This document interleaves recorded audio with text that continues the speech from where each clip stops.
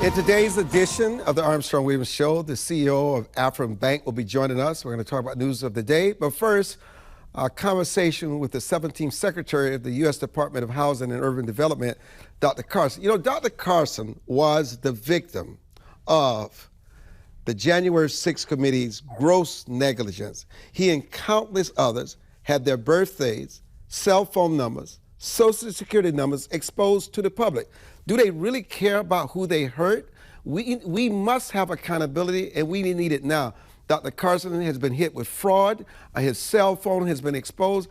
And he's joining us to talk about that. Dr. Carson, I find it very difficult to believe that the only information that is leaked is information of those who are conservative, associated with Republican causes, and not someone on the other side. So it seems as though that this is intentional, but talk about what it actually does for everyday citizens like yourself. Well, first of all, recognize that in the government, there are a lot of safeguards against the distribution of PII, personally identifiable information.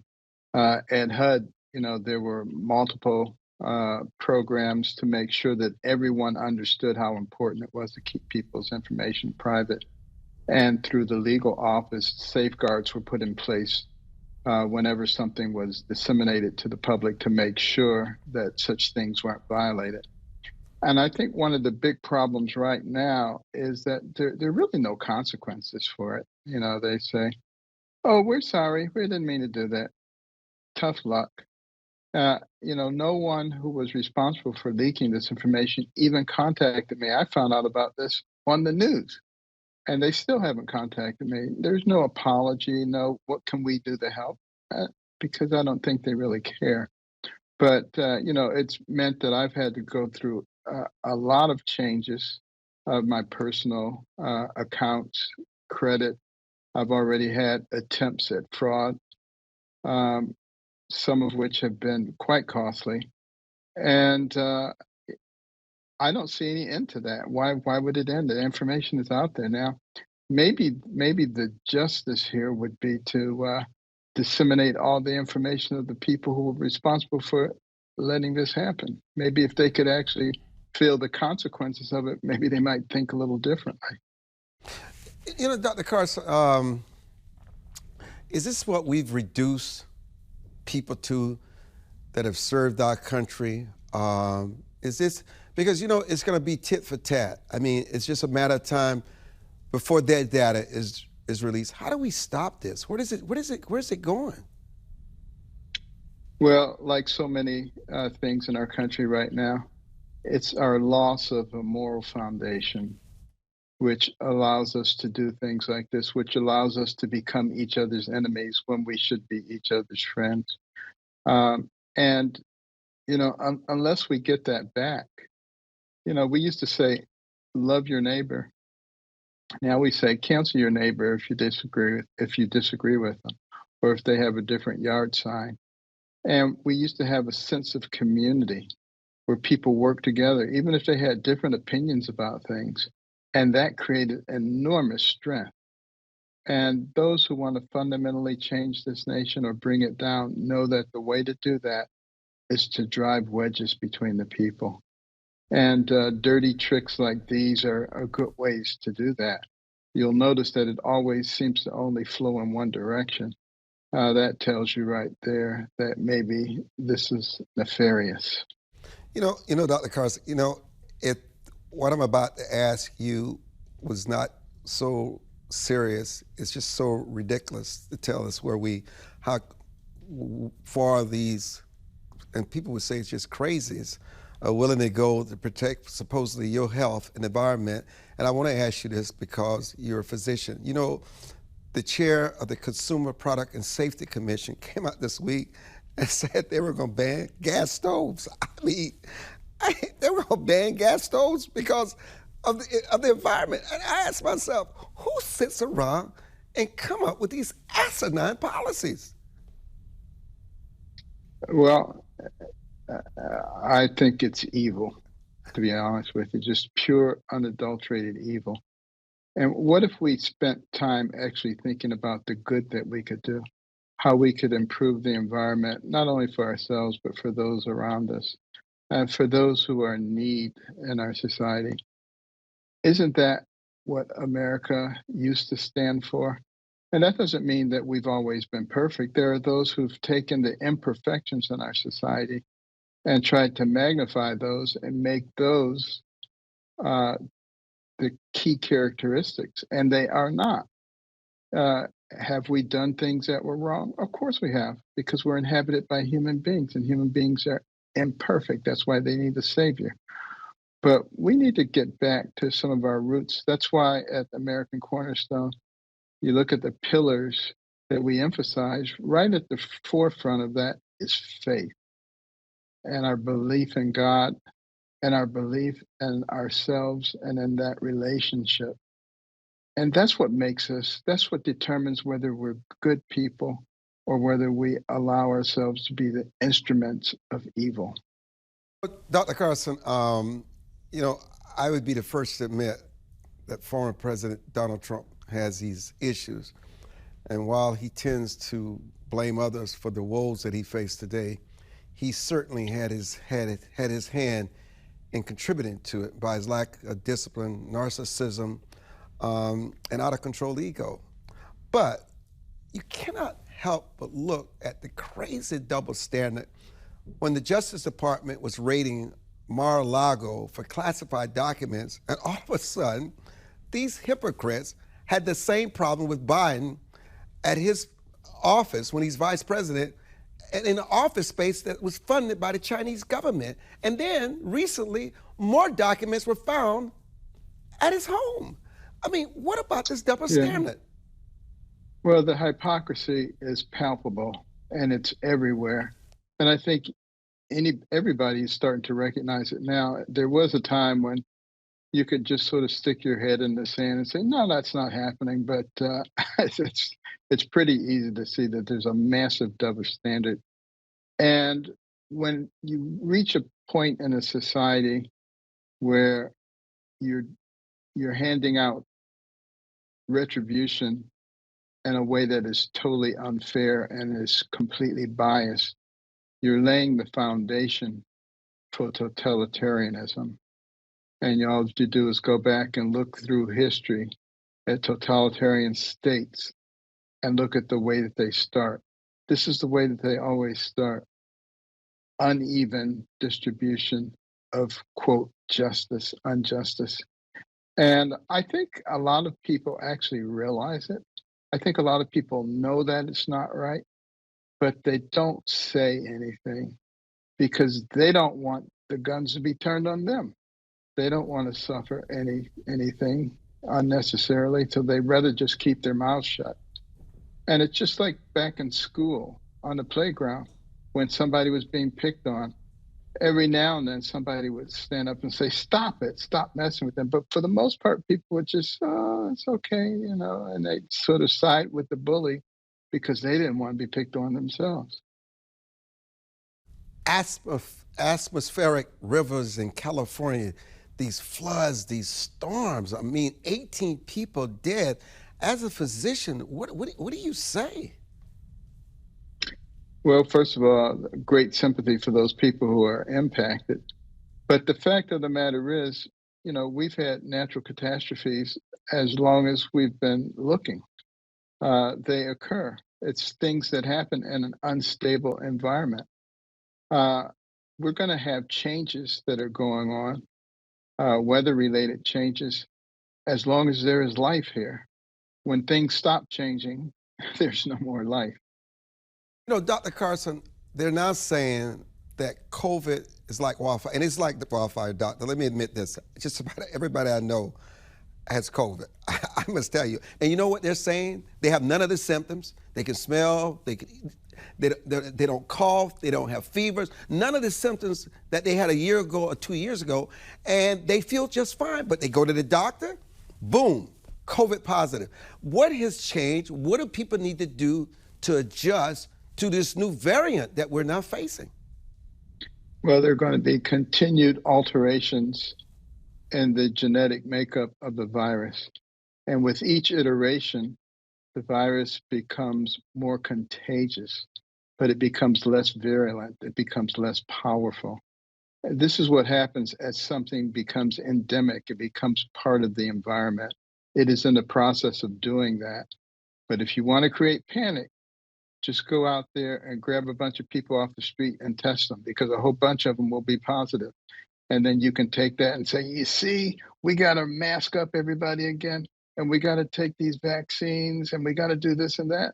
And you can use fear very effectively to control behavior. And I've got to give credit to the people who've managed to do that. What do you say to those institutions that are demanding that we mask up again?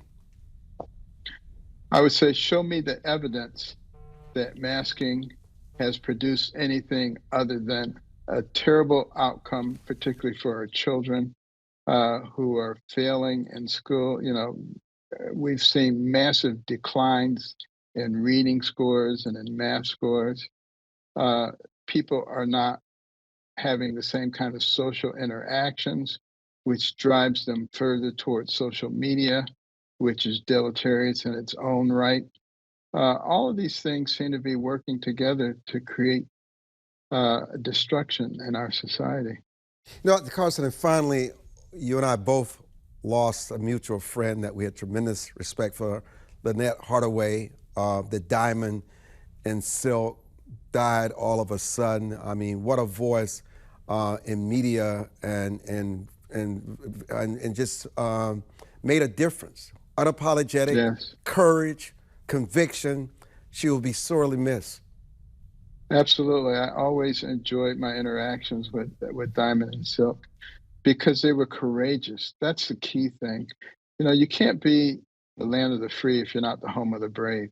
You got to be willing to stand up and speak out for the things that you believe in, even if it brings persecution. Because, you know, we're working not only for ourselves, but we're working for those who come after us, for our children and our grandchildren. And if we don't stand up and speak out for them now, they're going to suffer the consequences. And Diamond and Silk were people who were willing to speak up, particularly in the African American community, where, you know, you're supposed to toe the line. And if you don't toe the line, we got to punish you. They were willing to get out there and speak up, and I got to give them credit. And some of the warmest, most sincere, thoughtful people that you ever want to meet in life. May Lynette Hardaway's soul rest in peace. Dr. Carson, it's always a pleasure to see you, my brother. You're a courageous man, too. You have a lot of arrows at you, and now the January 6th have released your information, and now you're dealing with other nightmares. But you know what? This too shall pass. We'll get through it. Amen. Amen. Thank you. And we'll be back. Don't go away.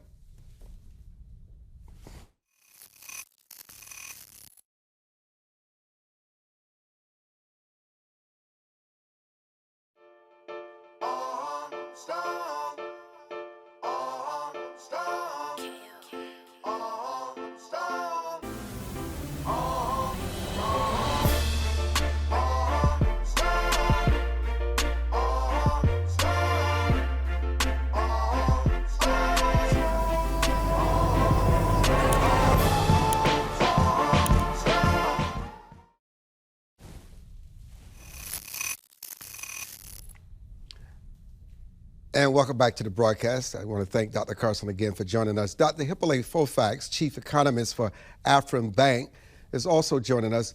Tell us about Afrin Bank that's based out of Cairo, Egypt. And thank you very much, really, for this opportunity to really introduce the African Export-Import Bank, but also more importantly, for this opportunity to reflect on the U.S.-African trade relationship. And I have to say that we don't often see that in this part of the world, where essentially the historical legacy and to a certain extent the U.S. birth defects have actually clouded the perceptions to actually create a distorted reality, which has actually undermined the relationship between the U.S. and Africa on the trade space. We've seen a consistent decline in U.S.-African trade the last few years. And even when it was actually booming, it was largely driven by commodities, reflecting the stickiness of that colonial development model or resource extractions. So it's very important for us to have these conversations to see what can be done and what Afreximbank is doing on the ground to begin to improve that relationship, but also to boost African trade. And the African Export-Import Bank is essentially the African version of US Exim, and which has a mandate and a mission at inception 30 years ago to finance and promote both extra and intra-African trade. It's done that very well, but it became clear to us that unless we begin to really support investment in the manufacturing sector, African trade will continue to be dominated by the natural resources and primary commodities that I mentioned earlier. Hence the need for us to shift our strategy to both finance trade, but also invest in the diversification of sources of growth and trade to make sure that Africa integrate the global economy, which is dominated by manufactured goods with increasing technological content. You know, you mentioned the birth defect and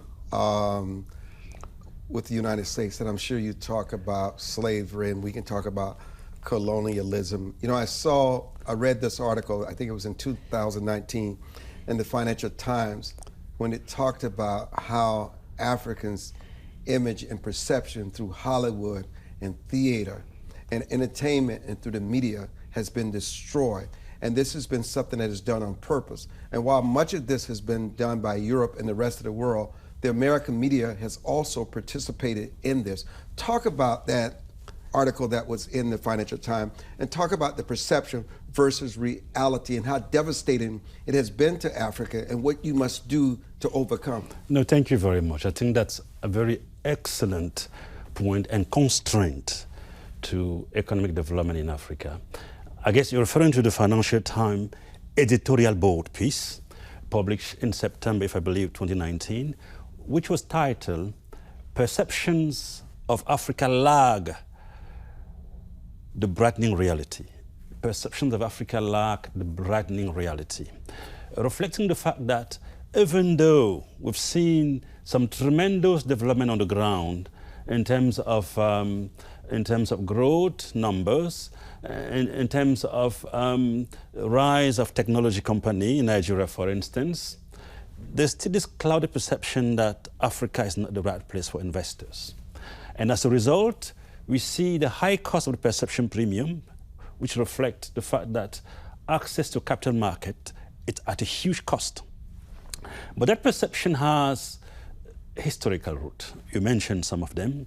The fact that we had that historical legacy of colonialism and then slavery, but more importantly, the stickiness of that legacy reflect what is often referred to as the colonial development model resource extractions, whereby Africa should integrate global economy, not through forward, but backward, not through backward, but forward activities, which is to say that they should essentially export primary commodity and natural resources. And naturally, one of the limits of that is to say that when we have adverse term of trade shocks in the commodities, it has tremendous implications for macroeconomic management in terms of fiscal deficit and trade deficit. And then that correlation between the dynamic of commodities and growth actually sustain the risk perceptions and that perception premium. And what is quite remarkable is that the stickiness of that perception premium has actually integrated policy making in other parts of the world, not just in Europe, but also in the US. If you look at the pattern of US-African trade, they are essentially dominated by oil and gas and natural resources. In the worst versions of it, we had a case whereby the US will import crude oil from Nigeria, for instance, refine it in the Gulf of Mexico, and re-export refined petroleum within the continent. In other words, they take the value out and then bring back the good. And think of it, the density of that material is such that the cost of importing and re-exporting are significant. It will make more sense to process this locally, to refine this locally, and then export the surplus that cannot be consumed locally.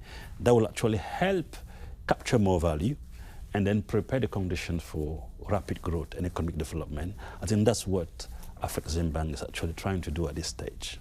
Let's continue with this narrative, because, I mean, there are, including the United States and European countries, that want you to sign contracts to do business, whether it's in the commodities and the oil space, that would not necessarily benefit Africa. It would benefit the U.S. and these European countries. It's almost as we live in during the days of colonialism, and they're trying to ask you to sign these slave contracts. It is a fundamental issue, and I think not much has changed. I mentioned the oil and gas, the oil space, where we essentially take the crude oil and refine it abroad and bring it back. That is not a win-win contract. No. It's definitely a win-loss contract for the continent, because essentially not only are we having leakages on foreign exchange reserve, we're also exporting jobs. And if you look at unemployment rate across the African continent, they are at Great Depression level. And you're also exporting your intellectual capital. You also export intellectual capital through mass migrations. Right. And in the worst case, we've heard something like selective immigrations, where we're not admitting everybody, we're actually selecting the best. And that intellectual capital is what we are losing, which will actually be needed to create the conditions for what we call sustainable development, inclusive growth across the continent. But what we see in the oil space, we see the same thing in the soft commodity space. If you take, for instance, the cocoa space, between Ghana and Cote d'Ivoire, there you have almost 85% of global cocoa productions. Yet, if you look at the global value chains of cocoa, about $120 billion, Africa will be lucky if they capture only 10, 12 billion of it. And those are some of the consequences of that perception premium, of that negative perceptions, which have actually locked Africa at the lower end of the global value chain at a huge cost, as you said, for employment, for human capital, but also for economic growth in general. You know, what will it take to reverse the current declining trend of U.S.-African trade and eventually boost trade between the two historical partners in a new world of friend-shoring, sharing, reconfiguration of the global supply chain? Because that is an issue that needs to be addressed. And then also, what will it take to turn the U.S.-Africa engagement into a win-win partnership in a world where persistent global microeconomic imbalances had led to a trade war and could set the stage for global fragmentation if not reversed? No, I think that's fundamental. And if you look at the numbers, and back in the 80s, U.S.-African trade was about 26%. And the U.S. was essentially Africa's single largest trading partner in the 1980s. And today, that number has fallen to 6%, single digit. So the U.S.-Africa summit took place against the background where the U.S. has essentially became an irrelevant player in the African trading space, accounting for just about 6%. In the meantime, I think China, which in the 1980s was a marginal player, saw its share of African trade increasing to more than 20%, overtaking the U.S. in 2019. The U.S. for a number of years was the second largest African trading partner. But guess what? In 2018, it was also overtaken by India. So today, the U.S. is essentially the third largest trading partner of the continent. So we have to reverse that. And the reason why we've seen that falling U.S.-African trade are the reason that you mentioned earlier, the issue of excessive dependency on commodities in a world where trade has been largely driven by manufactured goods with increasing technological content. So to change that, we have to move that U.S.-African trade beyond the commodities to include manufactured goods. And one example to show that this is possible is Vietnam. If you look at Vietnam, in the span of a decade, Vietnam became a U.S. major trading partner, overtaking France and Italy in the process. And how did they do that? By integrating global value chains of technology products. And more than 40% of Samsung cell phone is manufactured in Vietnam. And the African continent, if you take the DRC, they have the resources, the critical raw material to manufacture this technology product. Instead of exporting them as raw material, to reverse that trend, we have to essentially make sure that we manufacture these locally. But the second part of your question is very important as well. If you look at the issue of friendshoring and reconfiguration of global value chains, I think the word friendshoring was coined by Janet Yellen, the US Treasury Secretary, and in reference to the fact that they were no longer prepared, the US was no longer prepared to import or to connect to global value chains in countries which are not friends. Hence the word friendshoring. We'll be importing goods from friends, relying on global supply chain from friendly countries. We believe that one of the consequences of excessive concentrations of global supply chains in Asia has been the persistency of macroeconomic imbalances. You know, what I'm going to do, we're going to come back with Bruce Fein, and we're going to talk about how Federal Reserve, which created Afrin Bank, it was a response to our regulatory policies here. We're going to talk about that and much more. I'm Armstrong Williams. Don't go away. We'll be back.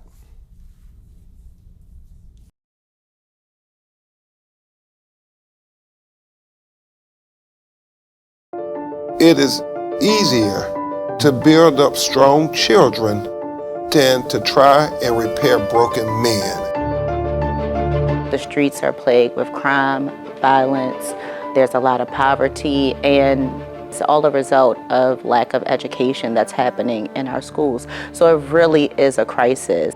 We come from very different political perspectives, but we've come to the same conclusion, and that is there is a crisis in the classroom. Children are being deprived of quality of life because they're being deprived of a good education. We must solve this problem. It's incumbent upon all of us to join hands together to get this done. We can't afford to wait one more day before we address these issues, because every day we lose another child. Let's stop the politicking. Let's stop the games. Let's really do something to give these kids a real chance at life and being a part of that American dream. We need accountability for funding. Many of the districts where you're seeing very low test scores, students graduating with very low literacy and math comprehension rates, they are receiving a lot of funding. So where is the money going where our kids aren't being adequately educated? If you believe every child is deserving of a quality education, please go to educationjusticefoundation.com.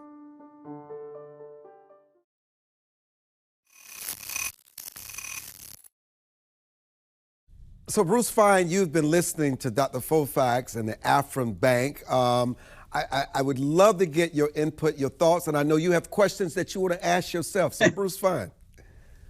Yes, I did have an opportunity to listen. They're very thoughtful comments, but I think they may have been incomplete. Because you say they're incomplete? You say they're incomplete? Incomplete because I think it avoids asking, why is there capital flight out of Africa? I know, for instance, in Tunisia, with a new, very incompetent and some call dictatorial new president, capital flight is massive. The reason why I know in Nigeria they import gasoline is because their own refineries were driven into the ground. There's resistance to investment in Africa because of our own Foreign Corrupt Practices Act and money laundering prohibitions that other countries, especially China, are willing to wink at. I think what's forgotten is that every businessman has an overriding incentive to make money, to make profits. They would be in Africa from the United States to make profits if they thought, consistent with U.S. law, they could do so. The reason why they are refraining from the investments is because they think the risk is too great. It's not only the risk of corruption and money laundering, but also an enormous portion of Africa is in constant instability. You look in, for example, the Democratic Republic of Congo. It's got vast mineral resources, maybe 24, 25 trillion. But then we have these conflict minerals. You've got terrorism in the east. Who's going to invest in a country where your plant could be blown up the next day without any compensation? How could you even find insurance? So I think you just packed a lot in there. And what you said is the truth. And here we deal with facts, and I respect the facts, but we're going to give Dr. Fofack an opportunity to respond to some of the things that you just said. So thank you very much. I think we never say that the issue of capital flight was not a constraint to growth and economic development. By the way, I think when you look at the data on capital flight, something we did recently, we have almost more than $2 trillion outside the continent today, which is a major constraint to growth and investment. And those $2 trillion capital flight are sitting in Western banks, in Europe, in the US, in the Cayman Islands, Panama, and so forth. And the main reason why we have that is not really because corruption is more prone in Africa than in other regions. It's simply linked to the context, the type of growth structure that we have within the continent. By the way, one of the major driver of capital flight relate to multinational corporations, as you know, and the sense that through the tax evasions, the profit shifting is actually contributing massively to those capital flight. Now, regarding the security, I think security, you're right, is a major constraint to not only investment, growth, and trade, but also a major issue in terms of social development, in terms of cross-border trade and investment within the continent. I have to say that if you take the DRC, for instance, even though the country has been insecure for more than 2 decades in terms of, at least in the Eastern Congo, that is precisely where we have a lot of natural resources, the cobalt, leaving the country for export. So I think there is a relationship, a correlation, strong correlation between conflict and natural resource within the continent. And it's fair to say that these conflicts, which actually create the condition for looting, export of natural resources, are not necessarily engineered by countries, by the social fabrics, in the sense that most of the guns or the military hardware that are used for those conflicts are essentially not manufactured within the continent, they're imported. And the question we have to ask ourselves, if you look at the Sahel regions, where as a result of conflict, we have a case whereby in Mali and Burkina Faso, military expenditure, import of ammunition have become the largest expenditure item in country's budget, which is quite significant. And unless we address that from the holistic standpoint, taking into account not just within the continent, but also in the global structure, the UN, but also the major country in Security Council, I think that would remain a major constraint. But we believe that what has happened within the continent, the African Continental Free Trade Area Agreement, it's an important step to create a conducive environment where economies of scale are maximized to attract more investors within the continent. And we see the benefit already. We've seen, for instance, Volkswagen and establishing a plant in Rwanda to manufacture cars.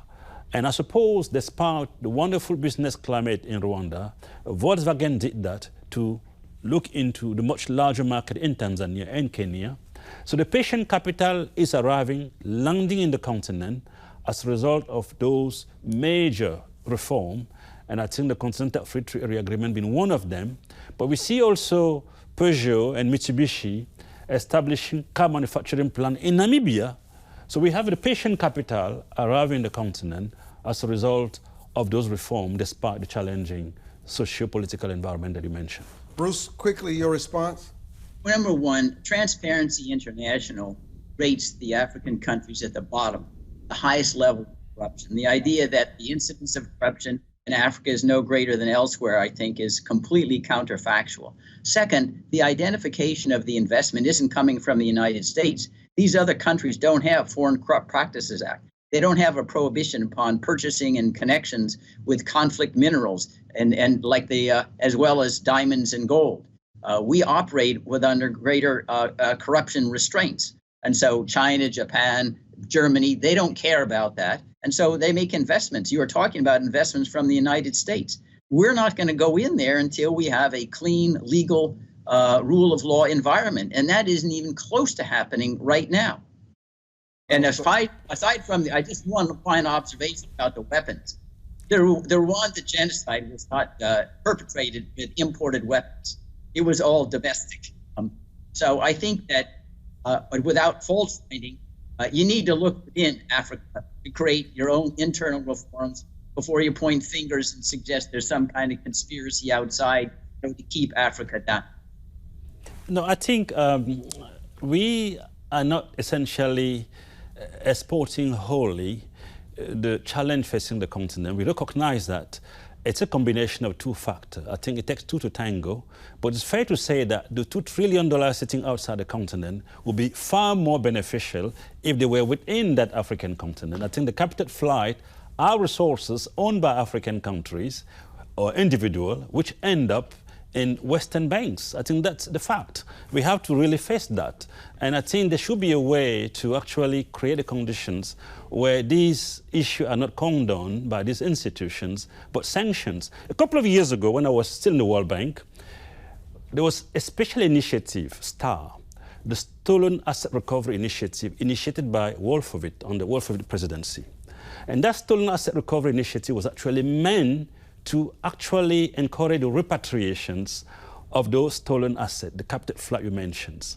And then when he left, that major initiative was never implemented yet. We felt that if we had implemented it and repatriate those capital, it would have served as a deterrent to future flight, in the sense that those who engage in such practice will know that, in fact, at some point, it will be uncovered and eventually repatriated. I think we should actually revitalize the World Bank Stolen Asset Recovery Initiative by way of deterring that practice. No,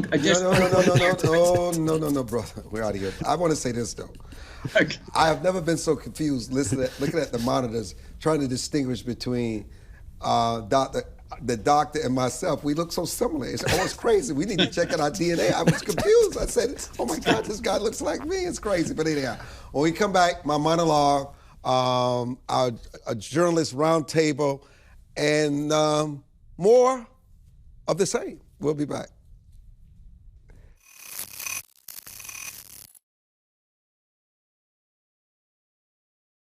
As a home buyer, you need a lender who cares about your home ownership dreams. United Security Financial has been helping families secure their dream homes for 30 years. We're a national fair practice lender that provides affordable mortgages and low down payment programs to eligible home buyers. To learn how United Security Financial can help you secure your dream home, call 1-800-373-4186.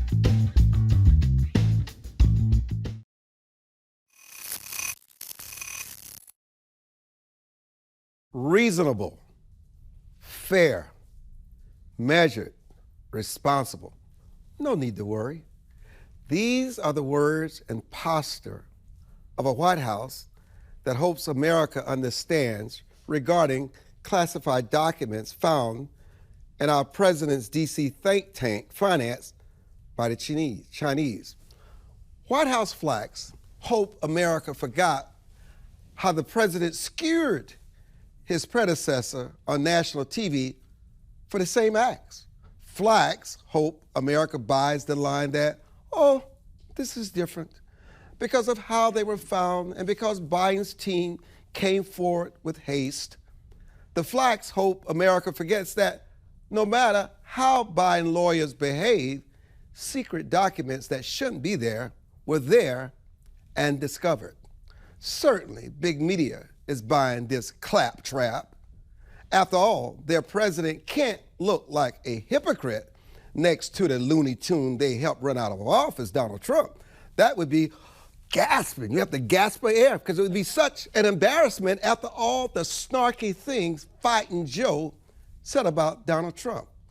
And this same White House hopes America doesn't notice that while Biden's lawyers apparently came forward with such dispatch and speed, ladies and gentlemen, It took a news investigation to force them, okay? And their docs were found months ago, just a week before elections critical to the survival of the same Biden White House. And recently, we hear of another batch of classified documents found in another location. Drip, drip, drip, drip, drip, drip. Looks like old Joe isn't as smart as he thinks he is. Now, your thoughts? Well, Armstrong, you got to the right couple of nubs of this. The Chinese communists funded this think tank, had control. Biden and his people didn't come forward right away. In fact, they buried it. If it had come out on November 2nd when they found it, you don't think it would have been a main talking point in the election. So I agree with you on all that, but here's what you missed. And I know I do this lightly, but here's what you missed. A president of the United States is the ultimate decider of classification. He can declassify. We may not like it, but Donald Trump could declassify. He may not have done it. That's a different conversation. But a vice president can't declassify nothing. He's actually just like the janitor. He's just like the Secretary of State. Hillary had a little problem with this. And Joe Biden. Hypocrisy is not a distinguishing characteristic in this town, but what is true is the Biden administration is caught, and around it is corruption. We know that. Whether Hunter Biden put the corruption on his dad or not, we know it's all around him. So I believe, by the way, that the Democrats, many Democrats, are just as happy as Republicans because they got to find a way to get Joe not to run, because Joe wants to run for re-election, and his wife, Dr. Jill, is getting ready to prop that thing up and do it again. Weekend at Biden's, weekend at Bernie's, they're going to run it again, and they're hoping it's Trump. So Democrats want this guy to get out too, I think, and that's part of why this hit job is coming now. Preston Brashers, welcome to the broadcast. Thank you so much for joining us. And Adam Goodman, welcome to the broadcast. So Preston Brashers, let me ask you, what is McCarthy's agenda now that he is Speaker? I'm not interested in people talking about what happened to make him Speaker. What will be different about McCarthy? I hear they want to abolish the IRS. I think many people could fall in love with that. I hear they want COVID panels to investigate the origin of the COVID investigation. We hear they want to do something about the $1.7 trillion budget and all the money going to Ukraine. They want to put Americans first. They want to do something about the border. What is Kevin McCarthy's agenda? Well, that's probably something you'll have to ask Mr. McCarthy, but certainly I thought there was a lot of it was encouraging to see that the House was actually open for debate. I was glad to see these. There were a lot of people that were screaming about this being an embarrassment, as if foreign governments never, they don't have parliaments that ever disagree about anything. Really, what the problem has been over the last Congress was the fact that everything was being done behind closed doors.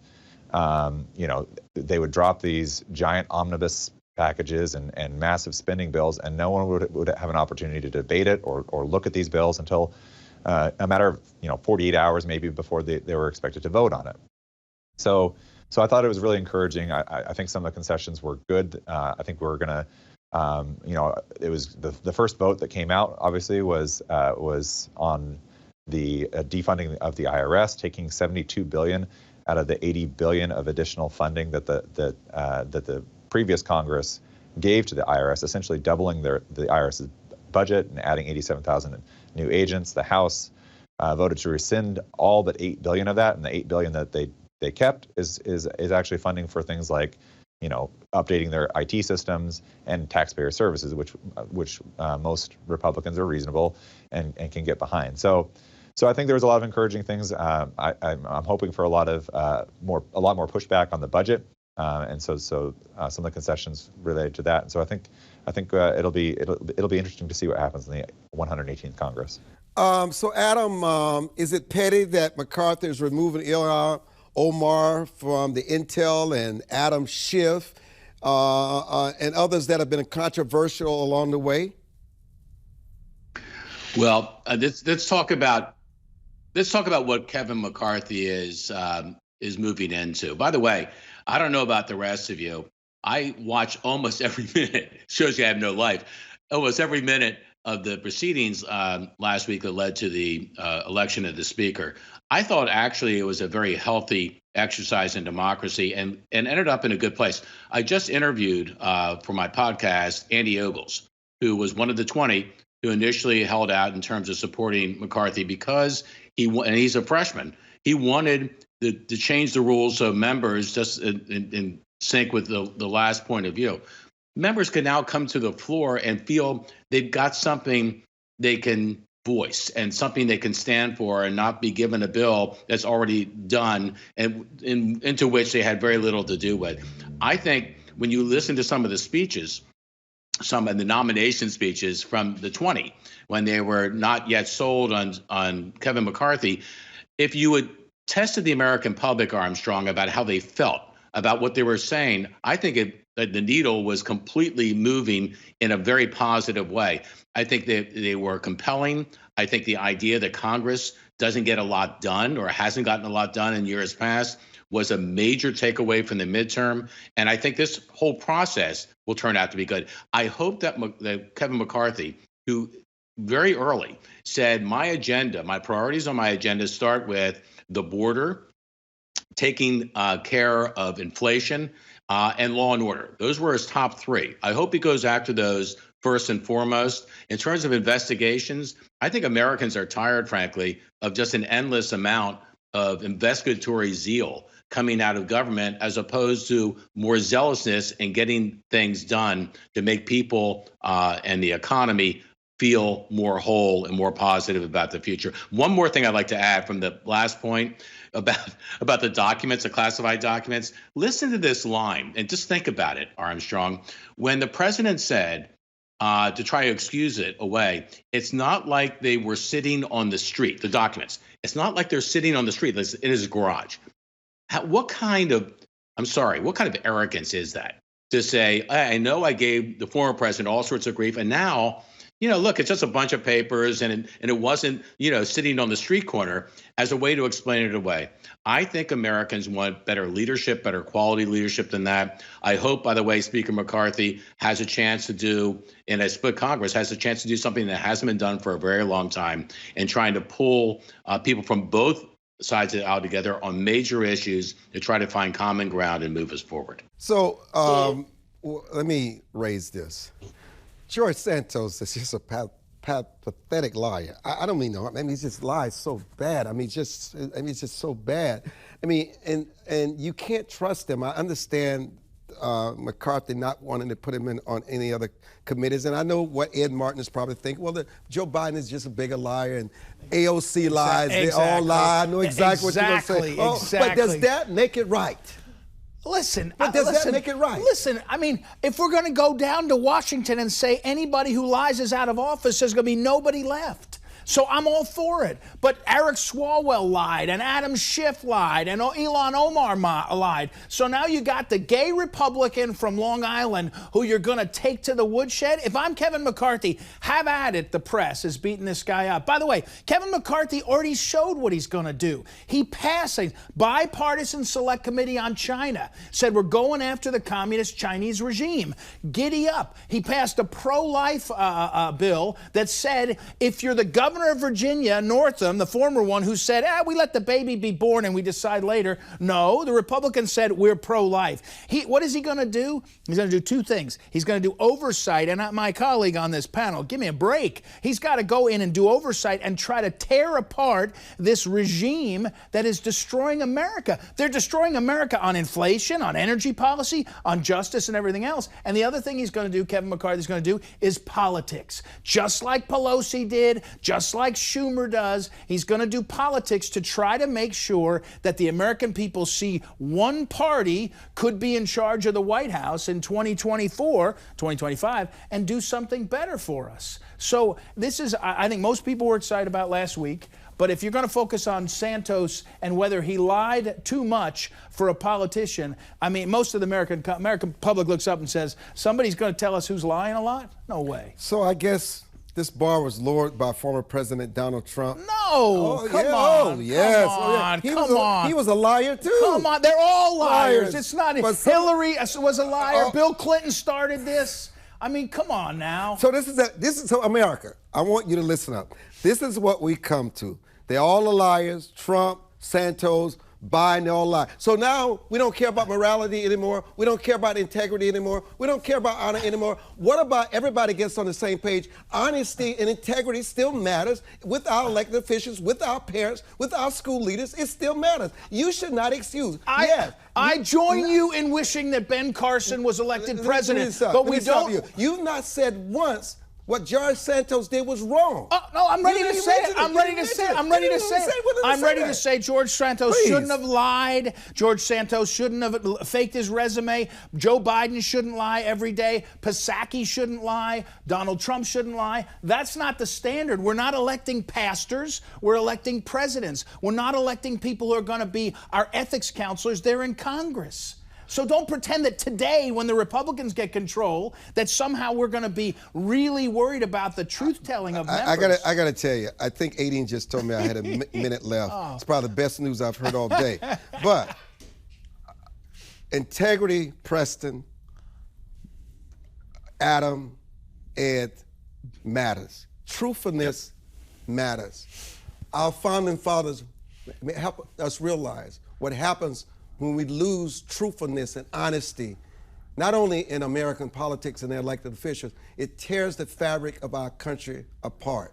Yes, Biden lies, but it's not an excuse to excuse George Santos' pathetic lies. But anyhow, we got to get out of here. Ed, I get it. I'm not going to defend liars. I don't care who they are. I'm just not going to defend that. We should expect better and demand better. That's who we are as a nation if we expect to survive for generations to come. Truth still matters. I don't care who tells the lie. It matters. We're out of here. Enjoy your weekend. Enjoy the football playoffs, because I am. Go Cowboys!